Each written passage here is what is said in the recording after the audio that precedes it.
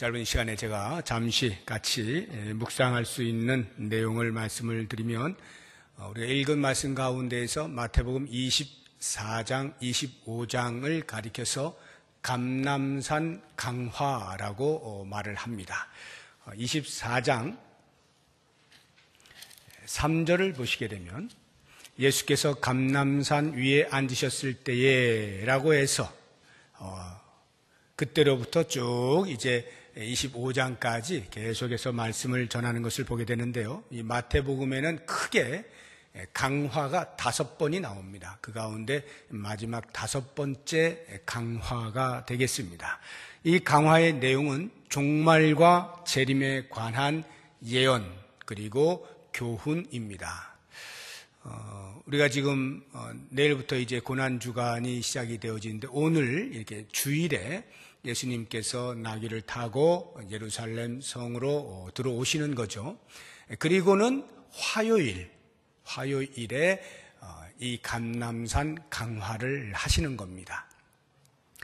24장의 내용은 주로 예루살렘 성전의 파괴를 예언하시고 종말에 어떠한 징조가 있을지, 그리고 종말에 임박한 즈음에 대환란이 있을 것에 대한 예언의 말씀들, 그리고 재림의 양상과 시기에 관련된 교훈들이 나타납니다. 이 24장에서 우리가 특별히 한 가지를 보자고 한다면, 그것은 재림의 시기, 예수님이 언제 재림하시느냐라고 하는 재림의 시기에 대해서는 비밀에 붙여두었다라고 하는 것입니다. 36절을 보시면 24장 36절, 그러나 그 날과 그때는 아무도 모르나니 하늘의 천사들도 아들도 모르고 오직 아버지만 아시느니라 해서, 예수님께서 당신 스스로도 언제 오시는지 모른다라고 말씀을 하십니다. 이것은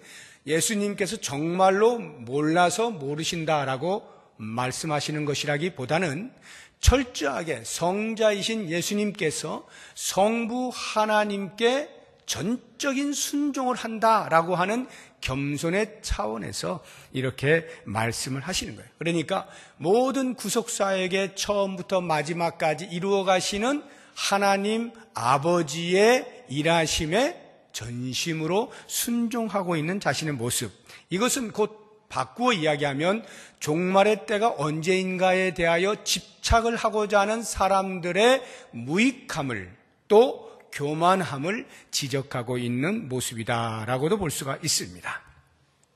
25장을 보시게 되면 예수님의 재림에 대한 교훈을 주시는데 3가지 비유를 통하여 주십니다. 우리가 익히 많이 들어왔던 3가지 비유, 첫 번째가 열처녀 비유입니다. 두 번째가 달란트 비유이고, 세 번째가 양과 염소의 비유입니다. 이 3가지의 비유를 통해서 재림의 때 과연 우리가 어떻게 해야 되느냐, 재림을 기다리는 우리 성도들이 어떻게 살아야 하느냐라고 하는 것을 3 비유를 통해서 간략간략하게 우리가 한번 짚어보겠습니다.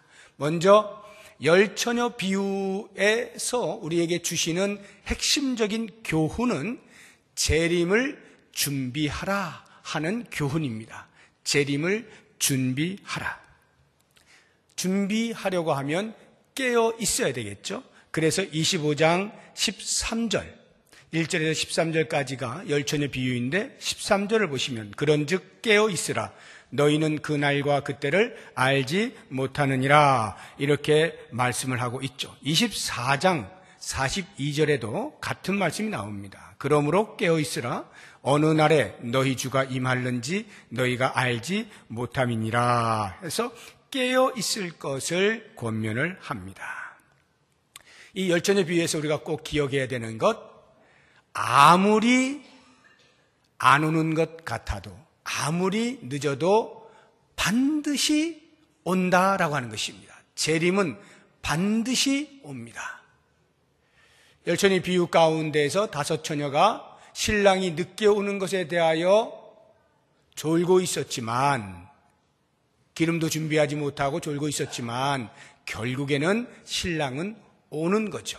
그런 것처럼 예수님은 반드시 오십니다. 성경에 기록되어 있는 모든 예언이 재림을 제외하고는 지금까지 다 성취가 되었습니다. 그 이야기는 이제 곧 오실 주님 재림의 예언도 언젠가는 성취가 된다라고 하는 것을 알려주는 것이죠. 반드시 옵니다. 그래서 기독교의 시간 개념과 불교의 시간 개념이 달라요. 불교의 시간 개념은 쭉 가다가 돕니다. 이것을 순환설이라 그래요. 또는 윤회사상이라고 합니다. 돌아요. 시간이 돕니다. 그래서 사람으로 살다가 죽어서 때로는 지렁이로 태어나기도 하고 또 그러다가 어떻게 하다 보면 또 소로 태어나기도 하고 시간이 돌아요. 이렇게 도는 순환설인데 기독교의 시간과는 직진입니다. 직선이에요. 그래서 이 세상의 처음 시작에서부터 마지막이 있다는 겁니다. 쭉 가다 끝이 있어요. 이 끝 지점을 가리켜 예수님의 재림이라고 합니다. 그래서 이 재림의 때로부터 새로운 시간이 시작이 되는 거예요. 이 시간은 영원이라고 하는 시간 개념입니다. 그래서 기독교의 시간 개념은 직선이다라고 하는 거예요. 이 이야기는 역사에 마침표가 있다. 그때가 곧 예수님의 재림의 때다라고 하는 것입니다. 그러면 과연 준비한다 할 때 어떻게 준비할 것이냐? 특별한 장소에 가서 준비할 것인가? 기독교의 사이비 단체들이 역사 속에서 틈틈이 그렇게 사람들을 모아다가 휴거를 기다리게 하는 이러한 엉뚱한 일들을 저질러 왔죠. 그러나 성경은 우리에게 분명히 이야기합니다. 예수님의 재림을 준비하는 것은 우리의 일상의 삶을 그대로 사는 중에 준비를 하는 것입니다. 다만 이 현실에 우리의 시선을 고정하여 집착하지 아니하고 저 하늘을 바라보고 위의 것을 생각하고 위의 것을 찾으면서 경건의 훈련을 통하여서 주님의 오심을 준비해야 된다라고 하는 것입니다. 그래서 우리는 신앙생활 할 때 예배를 드린다라고 하는 이러한 형식적인 것으로 우리가 만족하면 안 돼. 그것은 경건의 모양입니다.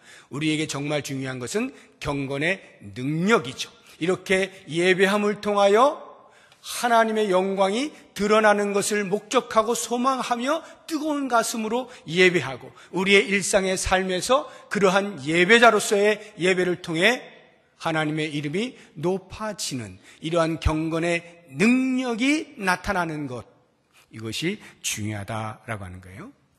두 번째 비유인 달란트 비유에서의 핵심 교훈은 사명을 완수해야 된다라고 하는 것입니다.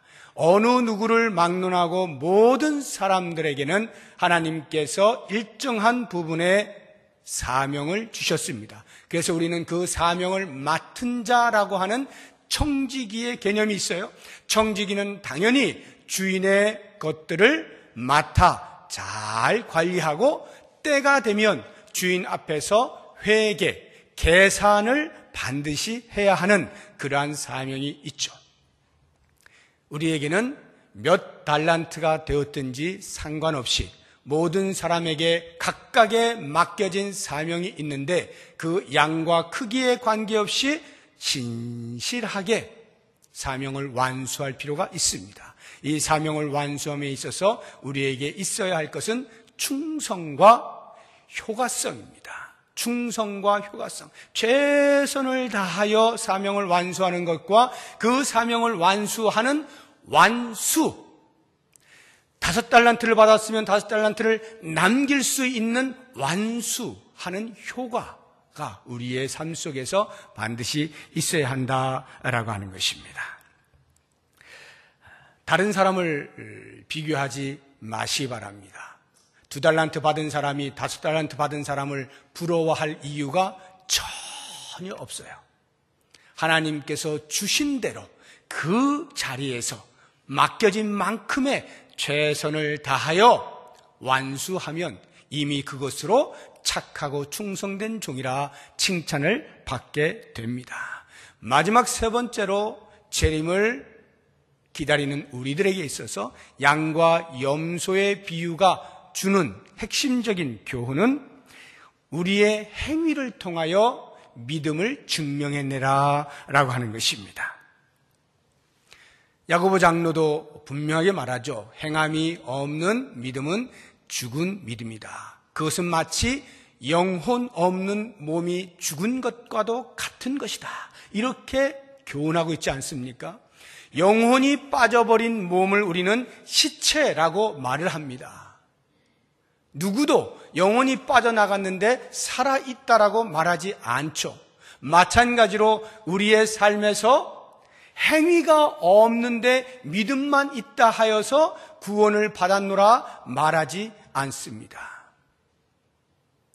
이 믿음이라고 하는 것은 반드시 우리의 행위를 통하여 증명해 낼 수 있어야 되는 거예요. 그래서 오늘 아침에도 우리가 말씀을 들은 것처럼 주님께서 우리를 사랑하신 것처럼 우리가 서로 사랑해야 하는데 이 사랑한다라고 하는 행위를 통하여 우리는 예수를 믿고 있는 사람입니다 라고 하는 것을 증명해 내야 된다는 거예요. 이 사랑하는 행위를 통하여 우리는 예수를 따르는 제자입니다 라고 하는 표지를 가져야 한다 라고 하는 것입니다. 우리의 주머니에 있는 것이 무엇입니까? 우리가 주님께로부터 받은 것이 무엇입니까? 그것을 나누는 것, 이것이야말로 재림을 대처하는 최고의 효과적인 방법이다라고 하는 것. 물질이면 물질을 나누고, 우리의 재능이면 재능을 나누고, 우리의 시간을 통하여 누군가에게 유익을 줄 수 있다면 시간을 나누고요. 이렇게 받은 것을 가지고 나누는 행위를 통하여 나는 예수를 믿는 사람이요 라고 하는 이 믿음을 증명해 내는 삶, 이것이 재림을 기다리는 성도의 모습이다 라고 하는 것입니다. 말씀을 정리합니다. 재림을 준비하십시오.